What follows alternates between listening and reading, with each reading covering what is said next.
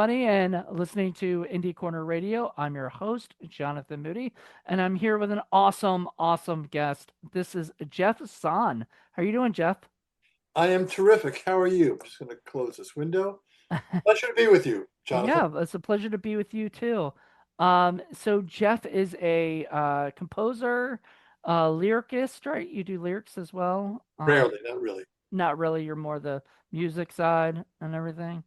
I started out as well, my background, if you'd like, is I grew up in Brooklyn and Long Island as a classical cellist. I played cello, Jonathan, and I was pretty darn good at it, enough to be pretty highly rated. I graduated from music school and was a cellist, studio cellist, played on Broadway at a show called Cats, toured the Okay. world with some famous people and all that. But my passion, like all of us, we have different passions, was composing.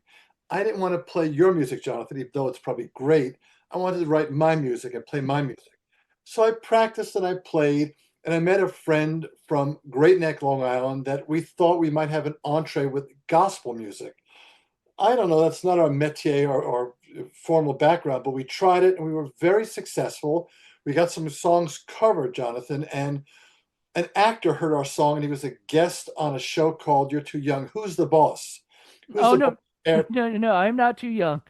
That was my wheelhouse. I'm 43, so that was actually about the time that I was the target audience for Who's the Boss. So it was a show with Tony Danza, and the Um, guest was a guy named Ray Charles, who a lot Ray of young people Charles. know.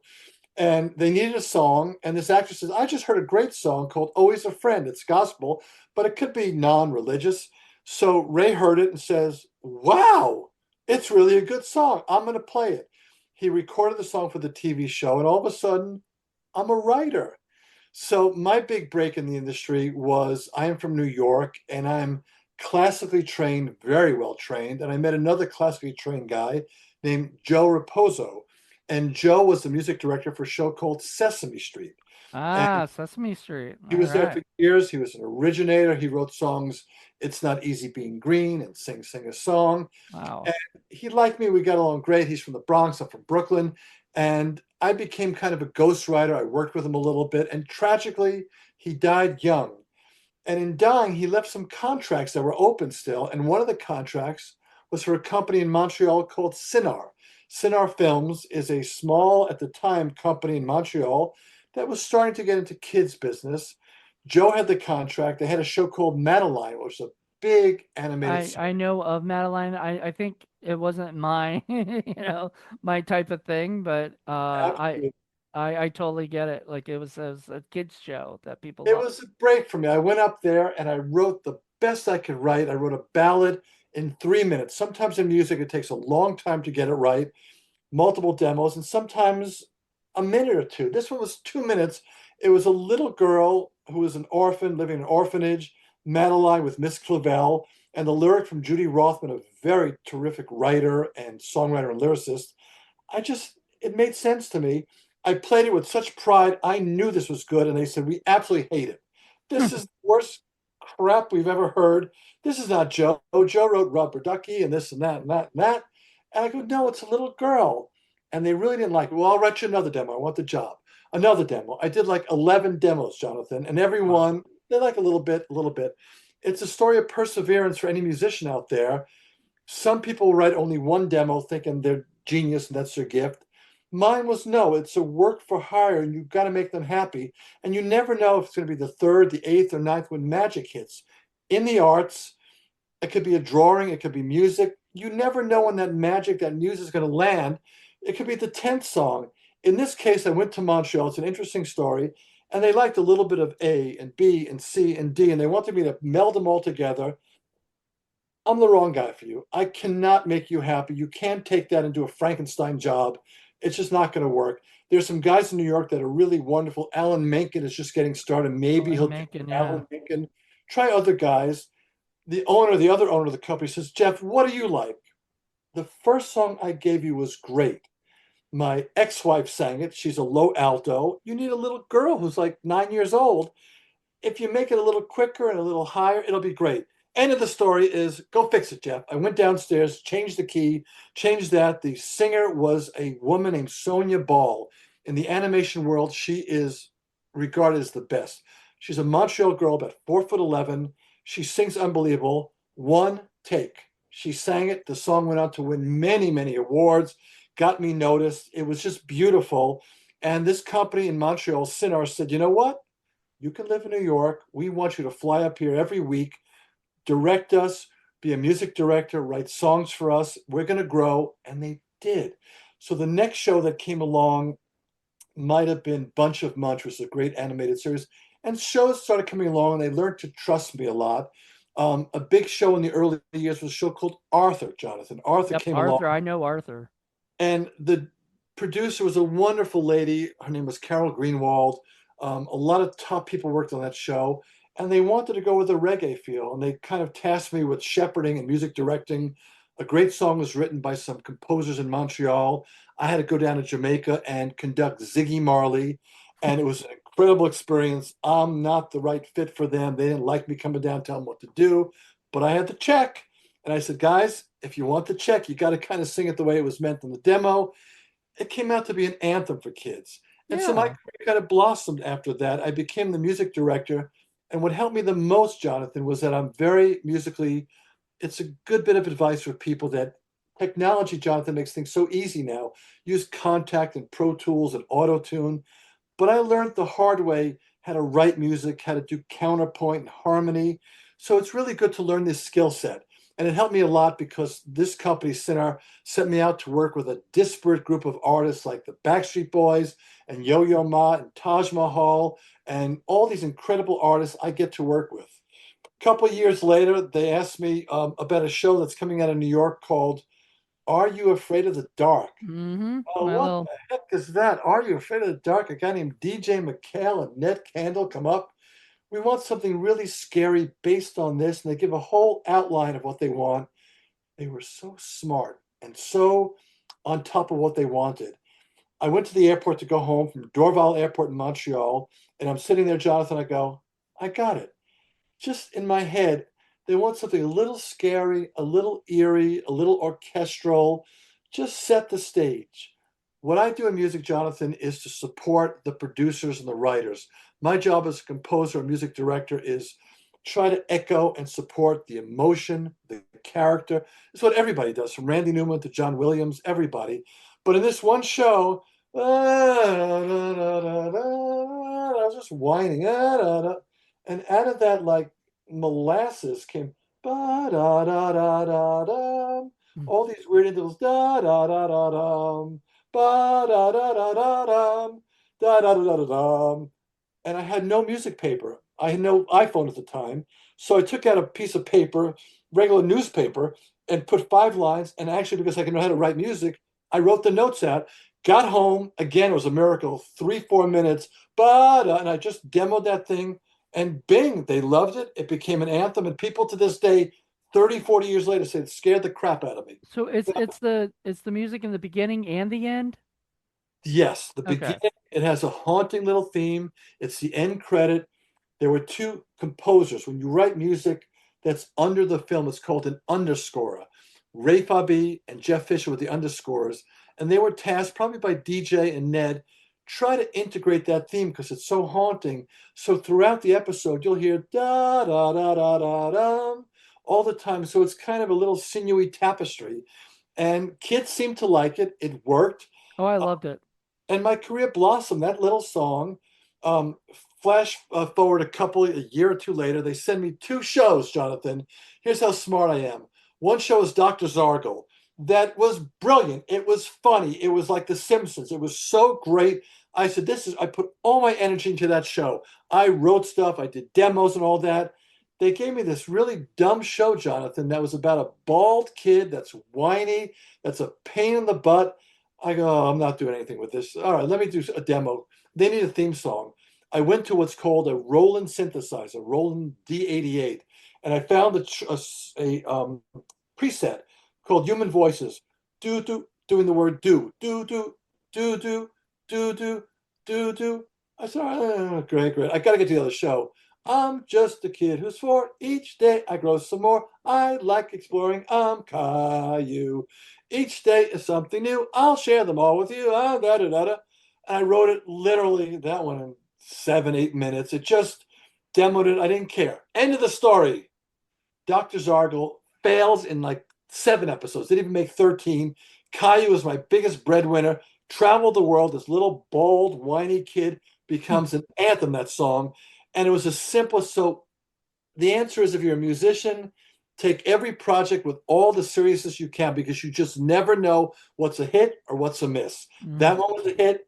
The simplest little thing, using just a Roland synthesizer, maybe finger snaps or a tambourine, and it went on to be an anthem all around the world. It's fun. So the funny story is, my daughter is an academic coach, Jonathan, and she's in New York City, and she's tutoring some kids, and they put the headphones on when they're studying, and Lily hears something, my daughter, that's really interesting sounding, kind of a melange, a mashup. And she goes, "What are you listening to there while you're doing your homework?"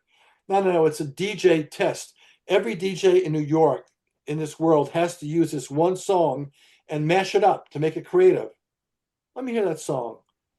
That's my father's song. That's the Caillou theme. Yeah, we all know it's the Caillou. You're saying you use the Caillou theme as a mashup? Yeah, we do all these arrangements of Caillou. What do you have, 100, 200 hits, 50 hits? No, this one's small. It has 11 million hits. Are there other? Yeah, this one's 19 million. This is 21 million. This is 4 million. Let me have this. I look it up, and ka-ching, 100 million hits on this dumb song that I threw away, Jonathan. So, of course, my first call is to ASCAP, that pays royalties to all music writers. Where's my big fat check? I want to buy a Lexus. They go, Jeff, 100 million hits for this, for kids. You might be able to buy a Tootsie Roll. Maybe. You might be able to get 80 cents out of it. What? 100 million. So you never know. You approach every project with discipline and freshness, and you do the best you can. It's what Randy Newman, as I said, everybody does, because we just don't know what's going to work or not. You put in your due diligence and you work really hard at it. That's it. Yeah. That's wonderful. I do want to go back to Are You for the Dark real quick, because that is, as I showed, Where'd my you get favorite that? series. Like, I love, like, the series is my favorite, and whenever Paramount Plus asks me to skip intro, I never do. Like, I laugh at it because it's the Oh, best intro. Like, it's literally, I remember where I was the day, like, I first saw it, and everything. And when I interviewed DJ McHale, we are there was some argument about, like what episode, but I remember at least the first one I can ever remember watching was like a trick or treat episode that they were going around and yeah. everything. I'm sure you might not have seen the shows, right? Like, do you A watch? lot of them I did. Yeah, okay. So, like, I remember the one where they found the twisted claw or whatever and stuff. Yes. And that was the first one. That's still my favorite. Well, it's my second. My favorite is actually the Midnight Ride. The Because I'm a huge Sleepy Hollow fan. Sure. So Yeah. that was wonderful, and they did a great job with that.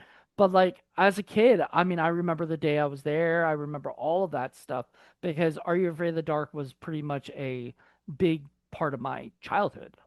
So thank you for creating something so iconic. Part of a team, when you do animation or live action, like Are You Afraid? Um, it's a small team. It's like making a film, and we have different departments that handle. So the writers, headed in this case by DJ and Ned Kendall, they, I think, wrote the scripts. But then editors come aboard, and it's so interesting. My role evolved at Cinema, where first they just wanted me to write music, but because I'm fairly erudite and knowledgeable in different forms of music, and I get along with people, they made me a music supervisor. So that role is a little different. So for that role, I wear two hats. For Are You Afraid of the Dark, I wrote the theme song. That was me. And I then supervised Jeff Fisher to kind of arrange it and orchestrate it. But the second role I played at this company was the music supervisor, where I would get the underscores. I would hire people, actually get them aboard to submit scary music. We might give them a scene or two scenes, maybe the campfire scene, and say, give me a cue, write me a 30-second cue that underscores a little bit of the tension and the fear and the anticipation. And maybe I'd hire 10 writers to give it a shot for free. And out of that, two evolved, Jeff Fisher and Ray Fabi.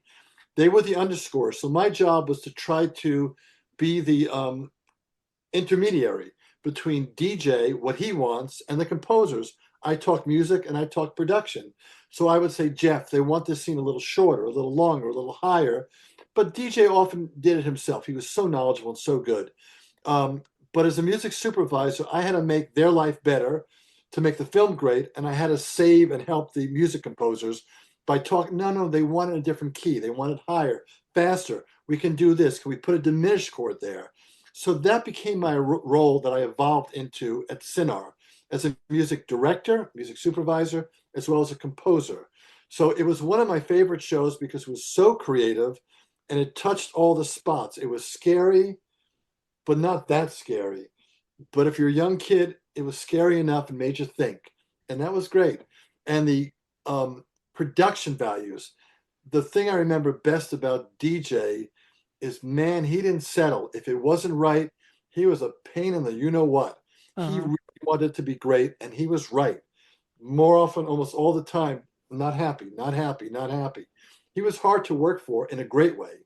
He Right. demanded really excellence, and it showed in the production. Other producers, not so much. Just get it out there. DJ was great. I really appreciated him. Yeah, I appreciated like even him just allowing me to chat with him. Like it's actually I've chatted with him a couple times, and he's always just so nice, and everything about it. And I think he understands because in the original thing he said like it was a different idea, and then it became Are You Afraid of the Dark? It was like scary tales for like this was before Are You Afraid of the Dark actually began, but like he was gonna do scary tales. It's gonna be like fairy tales, but Yes. for kids, but scary, and stuff. And then he changed it to Are You Afraid of the Dark? And I mean, just that like that twist right there, just doing stuff with the campfire. I've done stuff with movies with I write films, so Oh, yeah, and I'm doing one eventually called Scream Queen Campfire. That's sort of like it's my Are You Afraid of the Dark? It's my The Willies. It's my all those campfire stories, all those things that I grew up on watching and reading and all that. But like but without that every Saturday night, Saturday night Nickelodeon, growing up with that stuff. I don't think it would have shaped me into the person I was, if I didn't do that. And so having you guys on my show, somebody who's wrote basically the theme song that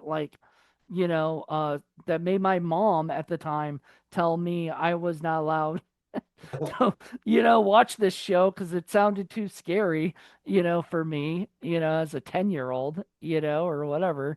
It just was wonderful, I mean, I love it. So thank and you. it's funny in the music world, a big component, whether it be Broadway, film, or TV, is what's called orchestration. So in my world of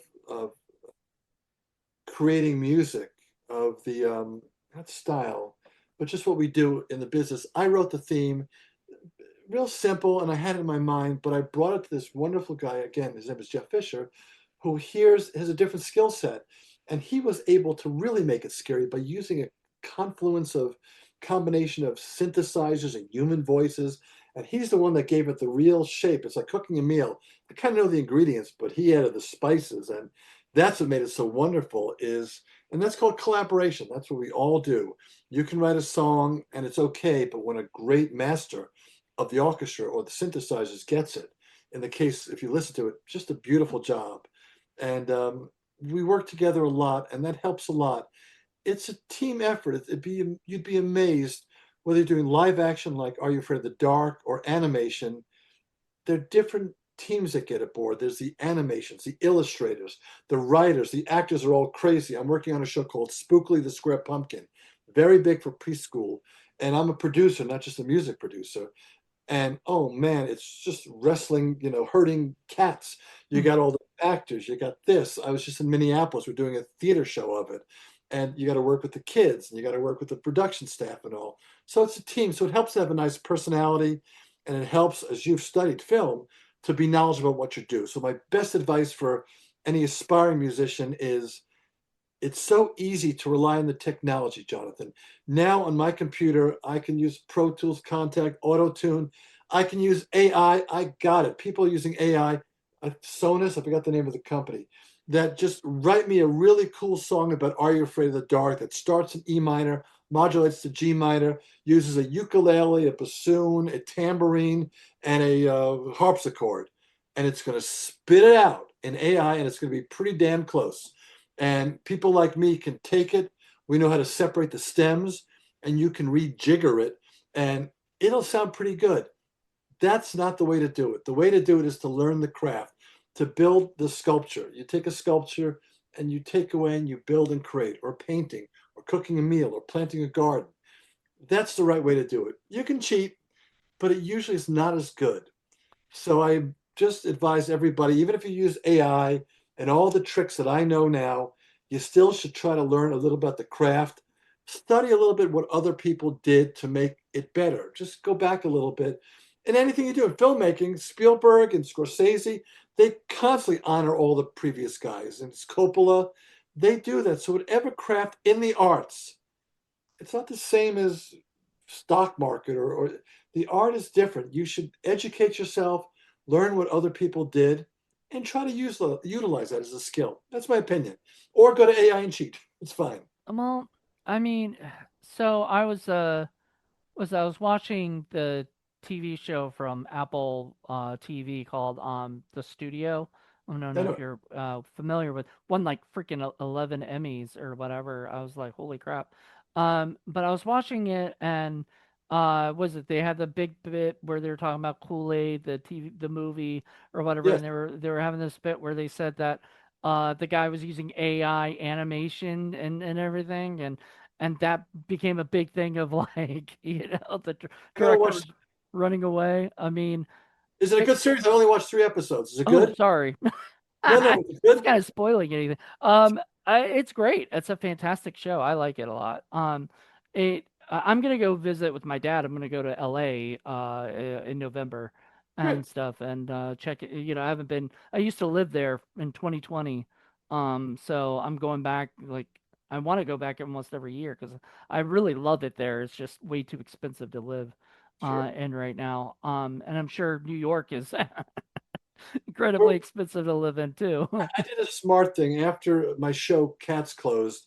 I had gotten divorced and I wanted property and I wanted my studio. So I moved a little north. I'm an hour north of New York City. It's quiet, it's beautiful. I get to the city, I take advantage of culture. But the world has gotten so small, Jonathan, that we can do all our stuff wherever you live and Yeah. just go online.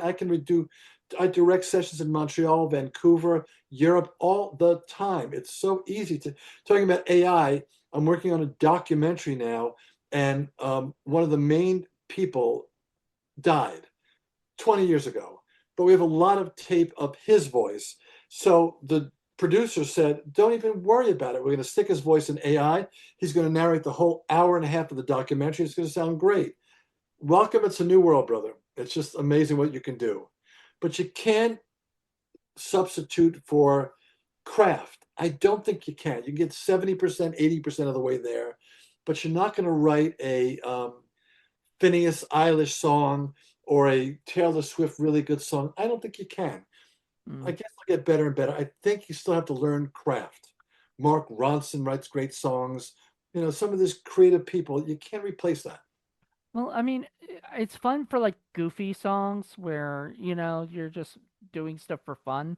But like it's when you're doing art, you know, yeah, it is about the craft. It's about knowing what you're doing and being able to do it on your own. And like I guess it is kind of because like they have Garage Band, for Mac and stuff. So people can just go in there and create like stuff in their own thing, and that's cool, I guess. Like but then like it's not like real because then if somebody asks you, oh, how did you do this note, blah blah blah blah, your answer is I didn't do it. The machine did. You know. So, two quick asides is I worked on a show called Spooky the Square Pumpkin. It's a beautiful show. We use a director and animator out of Montreal who's a brilliant genius. and we got approached by a company out of Asia, and they says, we're going to give you a demonstration of just 1 minute. Just give us some character design and all that. And Jonathan, it was not perfect, but it was really good. The point being, the cost is so much less. 1 minute of animation was a couple $1,000s versus a lot of money. So it's incredible of what you can do with animation now. So it is coming aboard. I forgot the other story, but it's just part of our life now. It's insane. And it sadly is. And did you hear about the actress, the like AI actress that's, Yes. and how SAG actually won't let her have a SAG card, so she can't do Hollywood movies. And people are like, well, she's still gonna do. I'm like, she'll do independent films or something, but Oh my. they can't. What they wanted to do is not gonna be able to like. They can't make her a superstar. You So know. here's the technical question. If I ask you, Jonathan, to play a voice on Are You Afraid of the Dark reboot, and you come up with a voice that's really scary, low voice, oh, on one sunny day, and this and that, and we use your voice, but it's a character, it's not you, but it's your voice. Can I use that voice for AI? We're going through that legal discussion right now, where we've done animation and paid the actors a lot of money, not to use their real voice. I have a real voice, but if I had a character voice and I wanted to use that in AI and create a whole script, do I still got to pay that actor for the character voice, not the real voice? I don't know. That's a big question because John Lithgow just got into, I think it's John Lithgow, somebody like that, got into a big problem with and brought it up to SAG that their voices are being used without their permission and without them getting paid by this AI company and everything. And SAG is, sort of attacking them because that's not attacking the man who did it, or what, or but the AI company that's doing that, because it's just like un not not allowed really. So I don't know. I think if you I think, what is there, like likeness rights and other things? Shouldn't there be like voice likeness Pardon me, rights? I don't know how it works. The other story I forgot to tell you is I have a friend whose son is not the most talented musician, but likes to write a little bit. And he used every facet of AI to create a new picture of himself. He made himself really, really good looking. He put everything into a heavy metal band with him, the lead singer, screaming, and it came out great. It's on Spotify. It's doing really, really, really well. Nothing is real. It's all AI, but in that genre, for some reason, it works great. Heavy metal, screaming, hair slicked back. I go, but it's not you. It's not your songs. It's all AI. Okay, it's something we have to get over and confront. It's a tool. We'll see. It doesn't change our original conversation. People like DJ and Ned, you can't escape that creative Hmm. kernel, that brilliance they had that made the show. I don't think you could put into AI, write a script about the Midnight Society. I'm not sure, but that's what made it so great.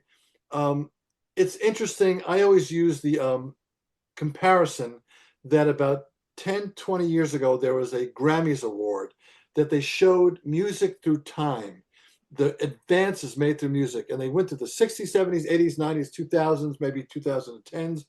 And they started with like Simon and Garfunkel playing a beautiful song, Sounds of Silence. They went to James Taylor playing Carolina in My Mind.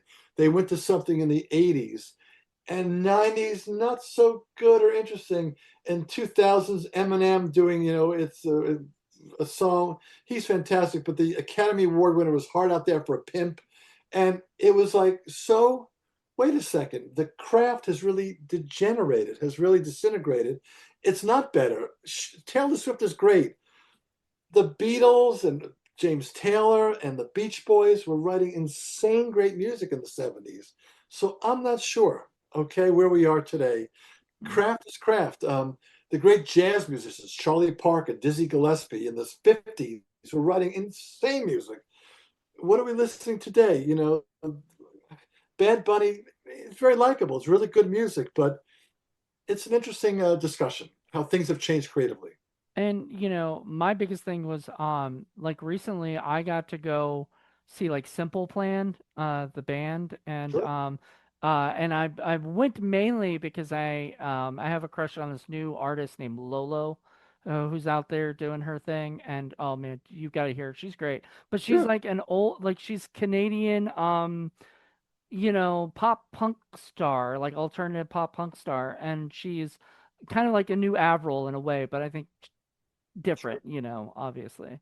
And so I really like her, and I was listening to them live, and that was just the most fun I've ever had in a long time. And I'm like thinking about your was it your friend's son or so that created the heavy metal band, Yep. you know, and all I could think about is like you can't watch him live No, because, you never do it. Ye Never. yeah, you'll never be able to hear him live.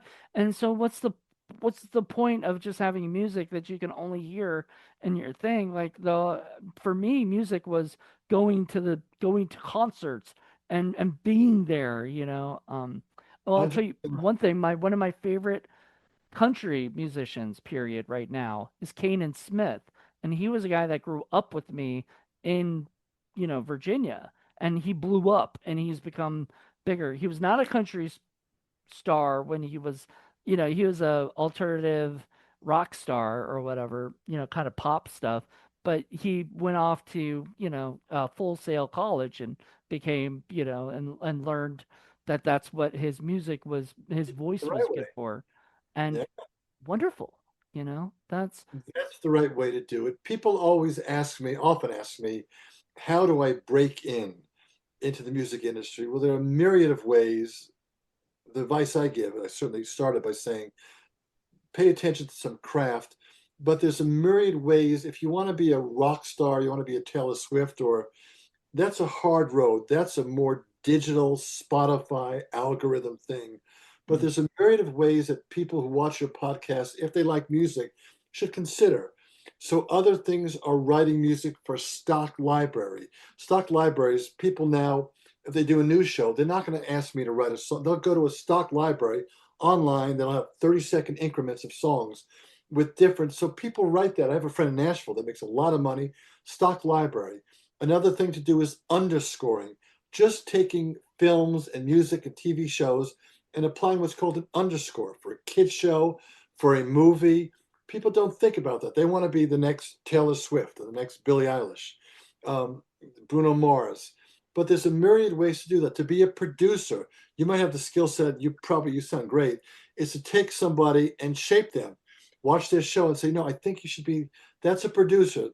No skill there. The skill is having the ability to um, impress your artists, give them confidence, look at new ways, new angles, new thoughts about trying. You don't have to be musical, you don't have to read music, but there are a bunch of those guys. I forgot his name with the beard. Larry Charles? No, not that's the director. No, Uh, Larry David. that's a TV guy. No, the music. Rick Rubin. Sorry, Rick Oh, Rick Rubin. Rubin. Yeah. Big a beard, and all he does, he doesn't read music, is just sits there and listens and says, I think it could be a little faster, a little higher in your voice, a little, nothing very heavy. And he's brilliant, multi millionaire. The point being, having good taste is all it takes to be a producer, to be an engineer, to be a technician. We need technicians. It's so complicated now. So there's a myriad of ways. Go to Berkeley, go to Full Sail, learn your craft, but don't be so um, pigeonholed into being an artist that's got to be on the top of the and being at the Super Bowl. Really hard to do that. It's a whole different take. Um, I would look to explore other things, writing for other people, writing for other genres. Um, if you write music, you can also maybe write a story and then maybe marry to an animation to it or something. Be creative, think outside the box. That's my point in music. Don't try to be a pop star unless you really have the drive and the connections. It's very tough, but there's a myriad of other ways. Well, in today's world right now, everybody's so social media like, thing. And like that's the thing. Like, and I was actually just chatting on Monday with a comedian, Liz Mealy, and we were chatting about social media because she's really good at that. She's good at, marketing herself and getting things out there. And that's the big thing is like that's how I discovered her, was like through like Facebook Reels, showing me her as a comic and stuff, her stand up. And she said she'd been doing that for like 18 years, or something, like since social media really existed, like, it's really big. She was doing that. And then, it finally worked out for her, or whatever, like, but it took a while, you know, and everything. But I still think with music, that's the big thing. That's how I discovered Lolo. That's how I discovered, many of these bands that are out there now, is like, just go out there, put music out there. If it's good, people will like it. If it's bad, people will skip it, like, That's that's, one of the advantages of technology, Jonathan, in that when I grew up, 70s and 80s, it was really hard to get a distribution deal to get your music out there. You had to get a deal and press it on vinyl. It's really hard, or hand out cassettes and all. Now the distribution is so easy. It's on YouTube, it's on Instagram, whatever. So there's a lot of clutter. How do you break through? What's the way? Is it TikTok being funny, dance moves? That now it's easy to distribute. Anybody can distribute. So now content is king. You have to have good stuff that really gets your attention. So it's much more difficult to get through. And 20 years ago, if you got that break and signed to Sony or Atlantic or Columbia, you were there. You're going to make it. So it's a different world now. So yes, there's a great phrase: fail fast, fail often, meaning write your song, do your film. If it doesn't work, another one. Just keep putting out content to see what happens. Fail fast, fail often. So get that content out there. It's really critical. yeah. I mean, we've done a few content ourselves. My first feature is called Scary Story Slumber Party, That's good. and yeah, it's an anthology. Once again, goes back to how Are You Afraid of the Dark got me like inspired to make stuff. I didn't watch Tales from the Crypt until years later in life because I didn't have HBO. But I did have Nickelodeon, so watching that. And See The Sopranos? You didn't see any of the HBO stuff? not till I and even Sopranos, I still haven't really watched all the way through. It's just it wasn't my my. I have watched like Breaking Bad and all these other later. shows, but I haven't watched everything. I watched we got HBO years later, but with our family, and watched like Entourage and things like Okay. that. But anyway, like the point was like that. I grew up with that anthology stuff in me, and so I went out and made it. I have content like now I can just put clips from my stuff, show it off, and hopefully somebody will buy my movie, or whatever. And I can put it like on YouTube or on these other things. Like, people don't realize how easy it is to just Tubi. Sometimes it's easy to get a little easier to get stuff on Tubi. So you could make your own studio and stuff these days that you couldn't do back then because we have the technology to do it. So I love it, but it's Be you know, aware, though, Jonathan, when you put stuff out, that in 2025 we become a short form content searcher. We don't, movies are not doing that well. Broadway's not doing that well now, actually. Is that people like to digest 3, 5, 7 minute content. It defeats your purpose of doing a film, a full script, and we do like that. But it's more and more frequent and prevalent that people like short form. If you can do TV shows now, what I'm doing for kid shows are 3, 4, 5 minutes. It used to be 23 minutes, every one. So be aware, if you can do a little 13-minute movie or 11-minute movie, shorts are really where it's at now. oh yeah. And that was, I guess that was the anthology stuff. Like I would do shorts, That's and an those become anthology short. Yeah. Those are fun. Those are fun, but I mean, I obviously want to eventually like really do features, like because that's, that's what the that's the end goal, kind of thing. But I mean, I love this, the way that what it is. I can put a clip, like I said, on stuff, and hopefully it does well because short term, stuff are king, Yeah. content are king right now. So, and I watch that, I'll watch a 3 minute short that somebody puts on, was it on Instagram, and then after that's done, I go to the next thing, and it's I don't know how people do it, but people get like ads, like they get advertisements, and they're Yes. spokespersons for stuff now because of this, and sadly they're becoming actors, which is pissing off a lot of the acting community because they're Yeah. like, these aren't real actors, these are just people who do like little videos where they talk to somebody or something, like they're not real actors, some of them, you know 100%. But the pushback is many years ago, 30 years ago, I was befriended with a wonderful artist named Stan Phillips who died. And he was a real mentor to me. And he goes, in life, Jeff, certain things take a lot of time and you shouldn't rush them. They need time to work. And this world, this is like back in the 80s, it says, we want instant coffee, we want instant breakfast, we want instant this, we want instant deliveries and all that. I like, he says to me, making wine. You can't rush wine. It's going to take 6 months minimum to 5 years to really, and that's what you should look for, the things that need a longer gestation because they could be really important. So the pushback is yes, we live in an instant world, but there's something to say for something that takes a little more time to germinate. A flower. You can't rush a flower. It's not, I guess you can, but it's going to take 2, 3, 4 months to be a sunflower and you can't rush it. So I encourage you to go for long form if you can because you need the time to tell the story, brother. But Kevin Costner did, I don't know how many hours for his new series. Just, three yeah movies or something yeah wasn't there one that he did like he after tried to Yellowstone. he made like two or three of them, right, or something Yeah, like two or three movies. I forget. It's after Yellowstone. It's called. I think it's a western as well. But I need the time. I'm doing three movies. I mean, yeah, but that cost way too much and didn't make like it's right now we live in also like for Hollywood we live in a time where it's mainly remakes and reboots and yes. Comic sequels and books. Yeah, stuff and not as many. And I think the studios are starting to sort of see that they need like smaller movies, like Sinners did very well. yes, you So did. hopefully more movies like that will come to play, but they need, but then I think sadly the new Paul Thomas Anderson movie bombed, like I don't think it did very well.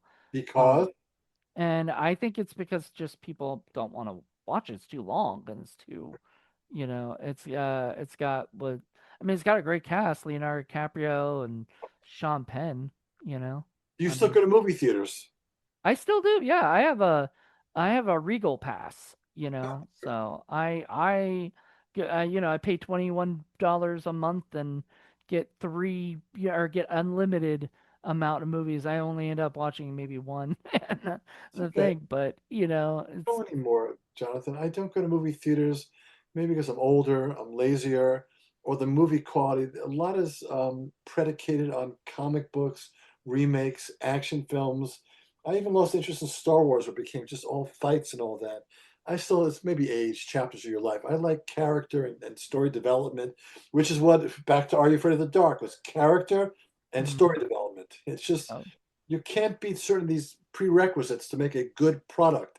In music, you need a good theme, a good melody, something that will really get you, an earworm. And DJ did that in Are You Afraid of the Dark? He created just good characters, good storylines, and a I know. great. Are You Afraid of the Dark had amazing characters, and the thing is, like, okay, so a friend of mine who's never watched Are You Afraid of the Dark and I are watching like Are You Afraid of the Dark every other Sunday or whenever he's able to come. We do that a lot, and he's been loving it because even though he was a little older when it came out, so it wasn't his, that just wasn't his thing. He loves it now. Looking back, it's like, wow, the show was really, really good. And I was like, yeah, this is why this was one of my favorite shows of all time. And what it was the characters. It was only what 20 minutes long, maybe even 18 or 17 for the actual storylines of the regular, stuff. Freaking amazing! Like that you were able to take a character like look for example the Lonely Ghost, where there's this girl who wants to who feels all alone because she's kind of in a new place. She goes there and she discovers this lonely ghost, and she becomes sort of her friend. She's able to help her get to the other side with her mom. And, I mean, it just, there's this very big character development throughout it. And you're just like, in 17 minutes, they're able to do this? Like, this takes sometimes like 2 hours for some people to Well, accomplish. you credit the writer, and I Mm. think DJ wrote a lot, didn't he? Yeah, I think he had a lot of hand in there. There was I Or think she? Ned did some of it too, and you And know. again, that's the other element we're avoiding is the writing. Brilliant writing, you can't muck it up. It's going to be good. If it's really brilliant writing, now just get it on film, get it on celluloid, get it on video, on tape. And he wrote beautiful stuff. So it's the writing, the characters, the casting, the storyline, certainly the setting, the mood, the campfire. And do me a favor, next time you watch it, pay a little attention to the music, how Mm. the music supports the action. If it's scary, if it's nervous, if it's funny, if it's tense, if there's action happening, watch how the music weaves in and out and really supposedly amplifies and supports what DJ's trying to do. Because that was our role, and we did that very successfully in that show. The music is very supportive, and these guys, I think, won a bunch of awards for that show. It's really Mm. that good. I'm really Um, proud of that. you mentioned like the campfire, and like sometimes there were, even though the campfire scenes were more kids hanging out, talking about to tell the story, there were moments where they were actually kind of scary themselves. Like they would have like little fake out things where like maybe somebody was coming toward the campers or whatever, and you didn't know what it was going to be, and then it was one of the campers, or whatever, and they jump out Yeah, and scare somebody or something. But like that the suspense capability. before then, the music underlining that was usually very, good. The one we just watched was The Final Wish with Bobcat Goldthwait. And I just love it. I love this special, like, that was another thing that I loved as a kid is like I watched the Police Academy movies. So when like Bobcat Goldthwait, came out and is a special guest on it, I'm like, I know him. He's from, Police Academy Yeah. 2, 3, and whatever, And and then stuff. watch how thematically we're talking music is that they'll integrate nicely that little theme I wrote in the beginning. You'll hear it, you'll pay attention now. Ba da da da da da. It's always in the beginning of the show. A single instrument will play it, but you'll hear it. So in music writing, you try to create a motif, a short theme. Um, Titanic is, My Heart Will Go On. Hmm. Uh, you'll hear that little motif throughout, sprinkled, interweaved, woven in different keys, different harmonies, different textures, and all that. And DJ and our team did a beautiful job of weaving that little motif. Ba da da da da da. All whenever there's a piece like Jaws, most famous music story of all time. One of the great stories of film scoring that Steven Spielberg got his first big film after dueling. I The think this is his Duel second big film. or Duel. And say again. I think it's just called Duel, right? Duel, you're right. Thank you about the trucks. So it was a TV movie, I think. So he hires someone who's supposed to be great, John Williams, and he goes, John, it's about a shark, but I don't want to show the shark. I want to impend and just kind of insinuate, scary, this, that. I need a beautiful orchestral score. I want to, in 3 weeks, can you come back and play your main themes? I just gave you my main theme for Are You Afraid of the Dark? Is ba da da da da da. So John Williams went to Tanglewood where he was working, and Spielberg, and they go into a room, and there was a room full of people, and Spielberg says, "Okay, play it for me. What is the theme?" The movie people are there. I got it for you. You ready for it? Yes. Impress me. Ready? But all right, let's play it. I just did. But no, I just played two notes. Yeah, that's it. Now stop screwing around. What's the big theme? Just give me a big. No, just I'll do it one more time. But but come on, John, stop screwing around. No, that's enough to scare the living crap out of people. Ba-dum, but half step in music. Da-da, da-dum. With those two notes, I call it a motif. He weaved an incredible score using two notes, different ways, and this and that. But that was the basis. It scares the crap out of you when you hear that. So he accomplished it beautifully with two notes. I need a lot more. I love what is it? Friday the 13th.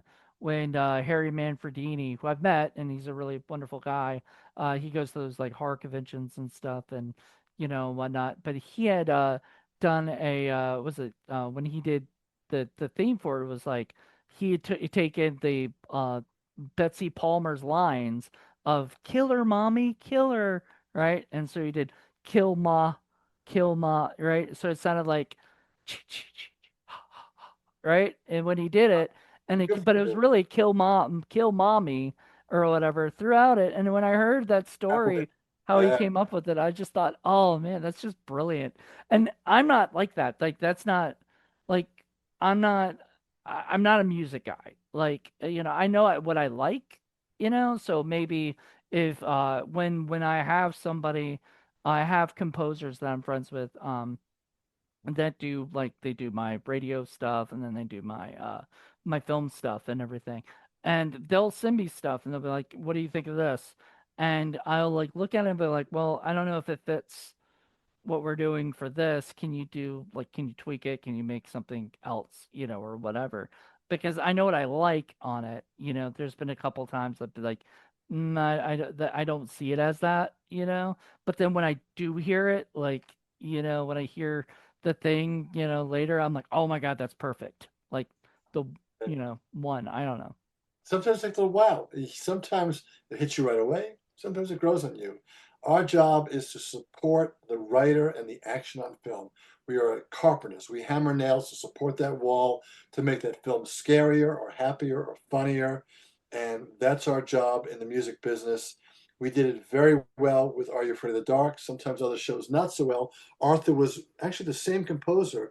Ray Fabi did the score for Arthur. It's a kids' animation and he did Are You Afraid of the Dark? So these guys have to be very flexible and musically sophisticated stylistically. They've got to do Are You Afraid? And they do a little kid show with a little electric piano. I So love it. it's a great skill. I'm going to have to soon say goodnight to you. Yes, no, it's fine actually. I think it's good place right here to wrap it up. Real quick, so you have a website where people could, check out, right? I don't really keep it up, but if anybody wants to contact me, absolutely, it's there. I don't keep up to date with it because my people know who I am and they contact me directly. But it's certainly jeffzahnmusic.com. Jeff, Z-A-H-N, music.com. Absolutely reach out to me. Certainly you can follow up anytime. Any more information, I'd be happy to help you. If you need Absolutely. contacts, pleasure.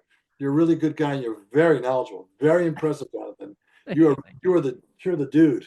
I mean, I watch way too much TV. That's You probably can watch on TV, but you're very knowledgeable. You're very erudite. You have really good ideas, thank you. sophistication. So I really appreciate it. It was great chatting with you. Okay, So thank you. Well, everybody, tune in next month for a brand new episode. Until then, everybody, thank you, Jeff, and thank you all for checking in. my pleasure. Bye. Good night, sir. Good night.